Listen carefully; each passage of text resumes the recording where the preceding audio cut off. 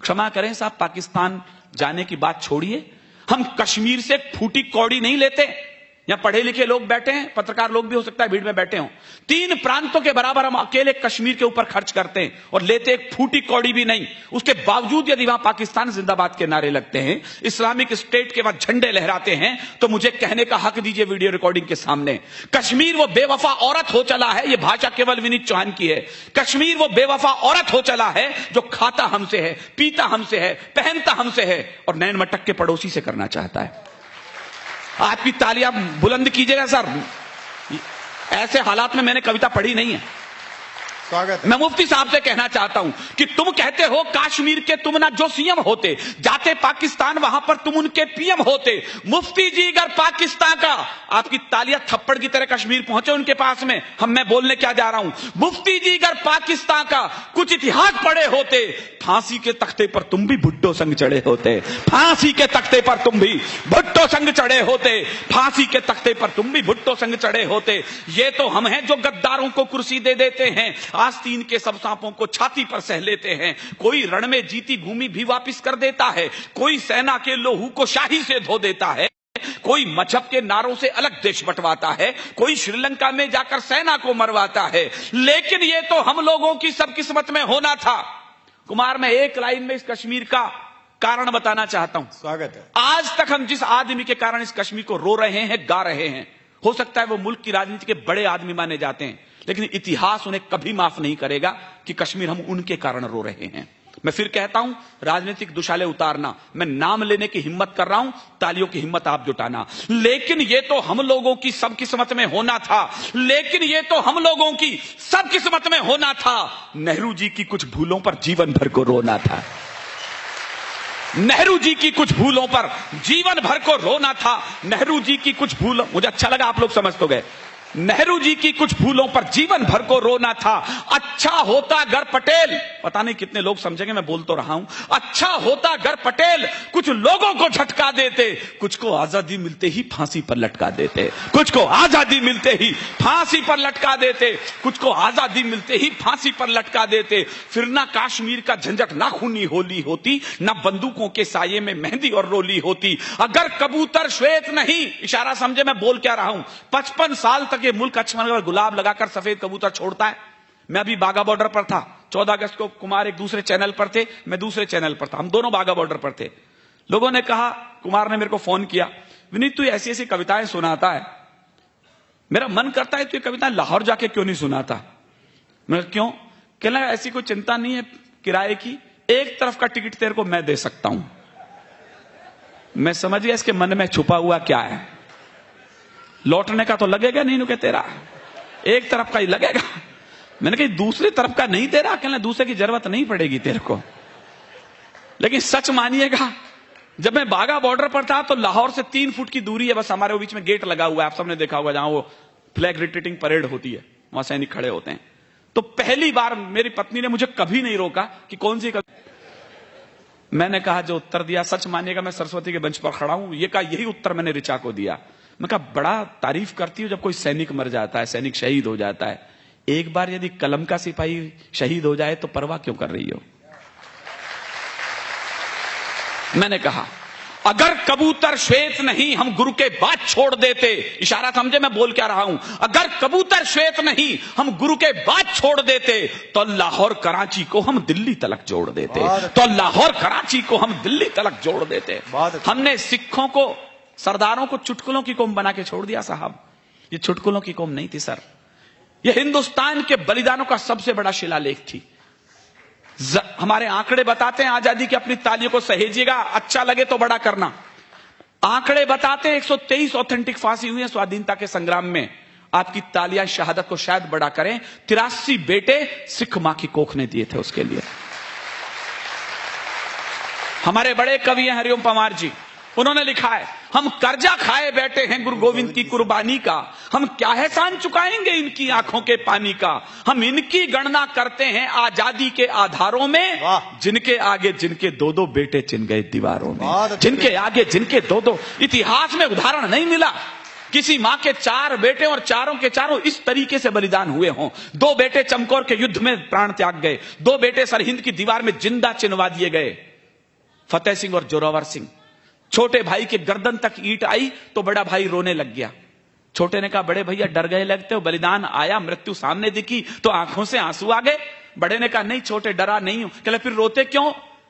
जो उत्तर दिया मेरे रोंगटे खड़े उसे जवाब देते समय। उसने कहा, छोटे, केवल इसलिए रो रहा हूं कि दुनिया में आया पहले मैं था, जा तू रहा है। बहुत अच्छे विनीत, बहुत अच्छे। उधर दोनों बेटे चले युद्ध करने के लिए चमकौर के युद्ध में, तो अचानक रण क्षेत्र से बीच में से वापस लौटे। गुरु मां के पास आए, कहने लगे, मां डर गई कि कहीं दोनों बेटे कायर तो नहीं निकले। उसने पूछा, बीच में कैसे आ गए युद्ध में से? कहने लगे, मां प्यास लगी है। मां के आंखों में लाल डोरे उभरे। कहने लगा, शर्म नहीं आती? रण क्षेत्र में खड़े हो, शत्रु के लहू से अपनी प्यास क्यों नहीं बुझा लेते? बहुत। चारों के चारों बेटे शहीद हो गए। तो गुरु मां रोने लगी, गुरु गोविंद सिंह के पास गई, मेरी कोख खाली हो गई है, मैं जीऊं तो जीऊं किसके लिए? गुरु गोविंद सिंह का, इतनी सी बात के लिए क्यों रोती हो? कहना, आप जिंदा रहने के लिए बचा क्या है? गुरु गोविंद सिंह ने जो जवाब दिया सोने के अक्षरों में लिखा जाना चाहिए। देश धर्म के वास्ते वार दिए सुचार। मत बजाना विनीत चौहान की कविता पर ताली। आकाश में कहीं चारों बेटों की आत्मा अजर और अमर होती हो तो आपकी गगन भेदी तालियां इस पंडाल के ऊपर पहुंचे। देश धर्म के वास्ते वार दिए सुचार। अरे 4 मरे तो क्या हुआ, ये जीवित कई हजार। 4 मरे तो क्या हुआ, ये जीवित कई हजार। बलिदानों के पुष्प चढ़े हैं इस देश की बलिवेदी पर, तब कहीं जाकर आजादी की अक्षौहिणी सेना खड़ी हुई होती है। मुफ्ती मोहम्मद साहब, आपको क्या पता कश्मीर कैसे बचा है? यहां पढ़े लिखे लोग बैठे, नई पीढ़ी को शायद न पता हो। मैं केवल इशारा कर रहा हूं, मुफ्ती मोहम्मद साहब का पिछला काला इतिहास बोल रहा हूं। जो समझदार लोग हैं वो ताली बजाएं, जो नई पीढ़ी है उन्हें बताएं कि विनीत चौहान बोल क्या रहा था। ये क्या जाने बलिदानों की क्या परिभाषा होती है। 2 लाइन मुफ्ती मोहम्मद साहब से कह रहा हूं, सच लगे तो फिर मुझे सूचना दे। ये क्या जाने बलिदानों की कैसी भाषा होती है, ये क्या जाने कुर्बानी की क्या परिभाषा होती है। जो अपनी बेटी के बदले में हत्यारे छोड़ चुके, वो पहले ही भारत मां से अपने रिश्ते तोड़ चुके। वो पहले ही भारत मां से अपने रिश्ते तोड़ चुके। अच्छा है विनीत, बहुत अच्छा है। तो मैंने कहा, अगर कबूतर श्वेत नहीं हम गुरु के बाद छोड़ देते तो लाहौर कराची को हम दिल्ली तलक जोड़ देते। अब भी अटल इरादे लेकर भारत के लोगों जागो, शांति मंत्र की पूजा छोड़ो, दुश्मन पर गोले दागो। शांति मंत्र की पूजा छोड़ो, दुश्मन पर गोले दागो। लेकिन हम तो वो लोग हैं साहब, अटल जी से लेकर वर्तमान समय तक सीमा रेखा नहीं लांघेंगे हम लोग बाग। नरेंद्र जी से भी पूछो, आप नरेंद्र मोदी जी से पूछो, तिब्बत तक टेंट गड़ गए चाइना के आकर के। और हमारी भाषा ये है, हमारे सीमा रेखाएं स्पष्ट नहीं है अभी यहां पर, इसलिए पता नहीं है, विवादास्पद है सीमा कि चाइना यहां तक है कि भारत वहां तक है। मोदी जी, आप इस स्वाभिमान के साथ नहीं भेजे थे हमने। हमें उम्मीद थी कि सीमा रेखा यहां से वहां तक झंडे गाड़ दोगे आप। आपकी निराशा हमें परेशान करती है। मैं राजस्थान से हूं तो एक लाइन कविता के नाम पर मेरे पास है। डॉक्टर कुमार को आपने हास्य के रूप में, गीत के रूप में सुना है। कविता का बड़ा हस्ताक्षर यहां बैठा है। कविता के नाम पर मेरे पास एक लाइन है जो मेरे छोटे भाई को मैं सौंप रहा हूं। सीमा नहीं खिंचा करती है कागज बिछी लकीरों से। बहुत अच्छे। मेरे पास इससे अच्छी लाइन नहीं है आज की रात, लाज रखना इस लाइन की। बार बार कहते सीमा रेखा नहीं है, मैं एक लाइन बोल रहा हूं, मोदी जी तक पहुंचे। सीमा नहीं खिंचा करती है कागज बिछी लकीरों से, ये घटती बढ़ती रहती हैं वीरों की शमशीरों से। ये घटती बढ़ती रहती हैं वीरों की शमशीरों से। ये घटती बढ़ती रहती हैं वीरों की शमशीरों से। हमारे बेटों के सर कट के पड़ोसी मुल्क में जाने शुरू हो गए और हमारी छाती में क्रोध की ज्वाला नहीं जगी। 3-3 बेटों के शव पटना एयरपोर्ट पे आकर के लेट गए और बिहार के कृषि मंत्री के बेहुदे बयान हमारे अखबारों की सुर्खियां बन गए। उस दिन मैं और कुमार दोनों हम उस दिन पटना में थे। तो वहां के कृषि मंत्री से लोगों ने कहा कि ये तीनों बेटे तिरंगे में लिपट कर आए हैं, इन्हें श्रद्धांजलियां दे दो, प्रणाम कर लो, अंतिम बार आए हैं। कृषि मंत्री ने जो बयान दिया, मुझे बोलते शर्म आएगी, आपको सुनकर शर्म आएगी। कृषि मंत्री बोलते हैं बिहार के, किस बात की सलाम, कैसी श्रद्धांजलि, उन्हें तो मरने की तनख्वाह देती थी गवर्नमेंट।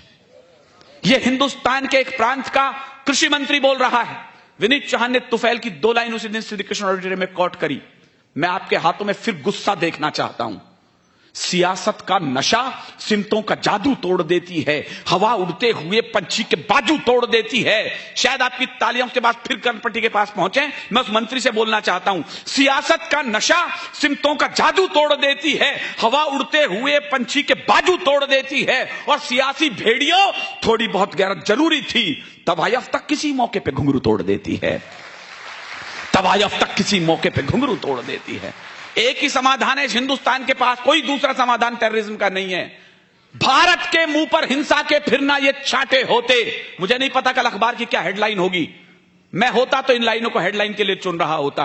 भारत के मुंह पर हिंसा के फिरना ये चांटे होते, गर हमने 16 के बदले 32 सिर काटे होते, गर हमने 16 के बदले 32 सिर काटे होते। यूं ही बढ़िया टेररिज्म हिंदुस्तान में, कोई तो कारण रहा होगा साहब। 10 लड़के चले पाकिस्तान से, पूरी फिल्म बन गई उसके ऊपर, कितनी बड़ी घटना मान लिया है उसको। 10 लड़के एक छोटी सी बोट में बैठे, पूरा गुजरात का समुद्र क्रॉस करा और बंबई में जाके ताज होटल में हमले कर दिए। मेरा मानना है यह घटना तब तक नहीं हो सकती जब तक कि हमारे यहां का कोई गद्दार उनके साथ शामिल न हुआ हो। आतंकी कैसे घुसाए परदेसी दरबारों से, लगता है कुछ चूक हुई है अपने पहरेदारों से, वरना खून नहीं बहता यूं भारत मां के लालों का।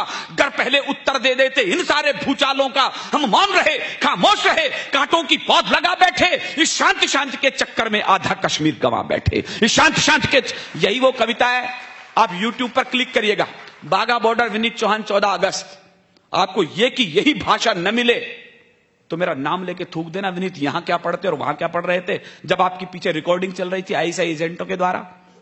मैंने यही कविता पढ़ी है बाघा बॉर्डर पर, सुनेगा आप, मेरी हिम्मत को दाद देना, मैं कहां पढ़कर आया हूं इस कविता को, कि आतंकी कैसे घुसाए परदेसी दरबारों से, लगता है कुछ चूक हुई है अपने पहरेदारों से, वरना खून नहीं बहता यूं भारत मां के लालों का। गर पहले उत्तर दे देते इन सारे भूचालों का, हम मौन रहे खामोश रहे, कांटों की पौध लगा बैठे, इस शांत शांत के चक्कर में आधा कश्मीर गंवा बैठे, इस शांत शांत के चक्कर में आधा कश्मीर गंवा बैठे। गर हम ही इनकी लाशों को कांधों पर सदा नहीं ढोते, मैंने नाम लेकर के कविता पढ़ी है वहां पर, गर हम ही इनकी लाशों को कांधों पर सदा नहीं ढोते, ये लश्कर फश्कर हुजी सब दुनिया में कहीं नहीं होते, ये लश्कर फश्कर हुजी सब, आप कमजोर पढ़ रहे, मैं कविता छोटी कर रहा हूं, ये लश्कर फश्कर हुजी सब दुनिया में कहीं नहीं होते। मत कहो पड़ोसी मुल्कों से आतंकी आंधी मंद करो, तुम अपने मिमियाते स्वर को शेरों की तरह बुलंद करो, तुम अपने मिमियाते स्वर को शेरों की तरह बुलंद करो। ये हमले पल में रुक सकते थे, ये हमले पल में रुक सकते थे, आगे बढ़कर हुंकार भरो, इन आतंकी अड्डों पर बस बम्बों की तुम बौछार करो, इन आतंकी अड्डों। कैसी बौछार, किसकी बौछार साहब? एक पुलिस वाला चलता है जवान गन लेकर के आतंकवादियों की तरफ,